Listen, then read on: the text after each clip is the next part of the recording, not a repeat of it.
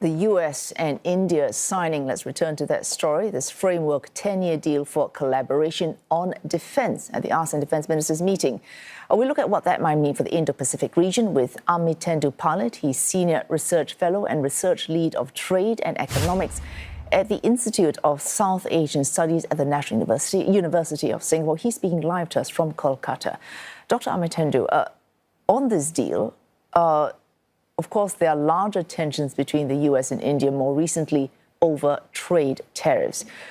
If we just look at this deal now, does that pave the way for better relations on much larger issues? Thank you so much for having me on the show, and a very good evening to you and the viewers. I think the first point that I would like to make in this regard is that United States and India have an excellent relationship as far as the defense cooperation is concerned. This is something which they have pushed off very successfully. They have taken it to new heights. This is a renewal of the 10-year-old defense cooperation framework that they had between them. Defense, technically speaking, was never an area of problem between the two countries, but trade is a different matter altogether. And I think that's really because of the fact that defense cooperation does not in any way adversely impact the interests of a variety of domestic constituencies on both sides. Unfortunately, trade is a different thing because trade involves awarding market access to foreign actors, which in certain cases get interpreted as having damaging consequences for domestic constituencies. So it's getting much more difficult to arrive at a trade deal. The red lines are very prominent on both sides, but fortunately, defense is not an area where such red lines really exist, or even if they do, they are very limited. Dr. Amitendu, if we look at APEC is ongoing, ASEAN, the main summit, that is over. Trade taking on a much larger role because what happens in trade extends increasingly into larger security issues. For you, has trade and by extension, Mr. Trump overshadowed what all these summits and their organizations, whether ASEAN and APEC, really should be about? You know, I really agree entirely with the view that you share, because I think what has happened is that this particular series of events in Asia that happens once in a year. So we have the ASEAN summit, and then we have the APEC Economic Heads of Meeting, the Leaders Summit. These are very significant events for the region. But because these are very significant events for the region tends to follow these events very closely in terms of what it is there for the region, especially when it comes to ASEAN. ASEAN looks forward to a variety of deliverables from this meeting. So does the APEC. But this time, something different has happened.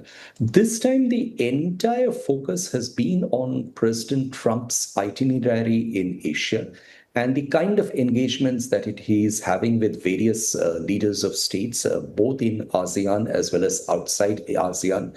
And the focus really seems to have drifted from the attention that the summits deserved to actually a more personal attention on what President Trump is doing, what he is achieving or not achieving, and what follows later insofar as aligning to him or not allowing to him is concerned. I think this is a bit unfortunate because there's much more constructive work that APEC is doing and ASEAN is doing, and there should have been a little bit more focus on those areas. But if one looks for a bright spot, if we look at ASEAN specifically, we had 4 agreements reached, not with ASEAN, but with individual ASEAN member states. Of that 4, 2 were rather more formal, and arguably Malaysia, the one between Malaysia and the US, was the most formal. So from that, we're getting a good idea of the shape of agreements now that the US might sign with other countries, which involve tariffs, which involve very specific items. And that could at least give some clarity for anyone else seeking deals with Donald Trump.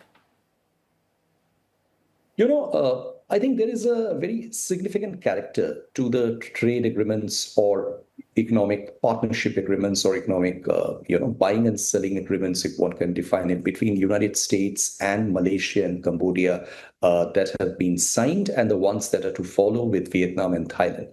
The Malaysian agreement, as you mentioned, is probably going to serve as a template in the sense that, firstly, it is a legally binding document, which is one of the rare ones among all the deals that the United States has signed till now.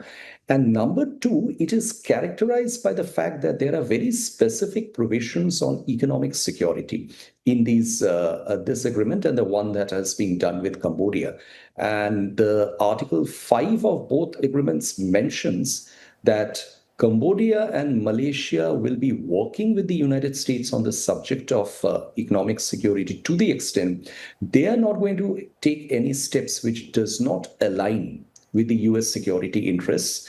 And they're also going to respond to measures taken by third parties that work against the US security interests. So I think this is really opening a new chapter in the history of trade agreements that the world has seen. This is a very new phase that the United States has begun. And if it becomes a template over time, then that would mean that this would set off a series of agreements between countries where the security interests, and more specifically economic security interests, will really become a very important part of the understanding and the frameworks, as opposed to the kind of free trade agreements that the world has been used to observing, which are more in the character of just staying focused on trade-related issues, market access barriers, investment matters, dispute settlement. There was no inkling of security in these. The WTO never touched the subject of security in its whole management.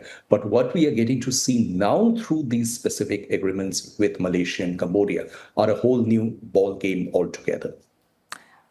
Well, thanks, Amitendu Palit. Thanks for helping us take a look back at these last few days of furious, frenetic this diplomatic dance. Dr. Amitendu Palit, he's Senior Research Fellow and Research Lead of Trade and Economics at the Institute of South Asian Studies at the National University of Singapore.